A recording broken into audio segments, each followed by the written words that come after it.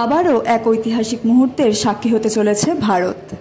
রাকেশ শর্মার পর দীর্ঘ 4 দশক পেরিয়ে মহাকাশ অভিযানে ভারতের প্রতিনিধিত্ব করতে চলেছেন শুভাংশু শুক্লা। বুধবার বিকেলে তিনি অংশ নিতে চলেছেন অ্যাক্সিয়ম 4 অভিযানে, যেখানে তিনি থাকবেন পাইলটের গুরুত্বপূর্ণ ভূমিকায়।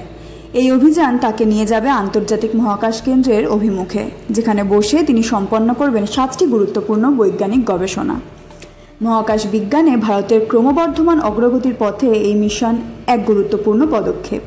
শুধুমাত্র একজন নভোচারী হিসেবে নয়, শুভাংশু এই অভিযানে যুক্ত হচ্ছেন একজন গর্বিত ভারতীয় গবেষক ও প্রযুক্তিবিদের পরিচয়। দেশের তরুণ প্রজন্মের কাছে তিনি হতে চলেছেন এক প্রেরণার বাতিঘর। শুভাংশুর এই যাত্রা কেবল একজন মানুষের মহাকাশ যাত্রা নয়, এটা হলো ভারতীয় মেধা, বিজ্ঞান মনস্কতা ও সাহসিকতার এক নতুন দিগন্তের সূচনা। আপনারা দেখছিলেন ট্রাভো নিউজ, শুধু খুশির খবর, ভালো খবর, যা কিছু বাঙালির।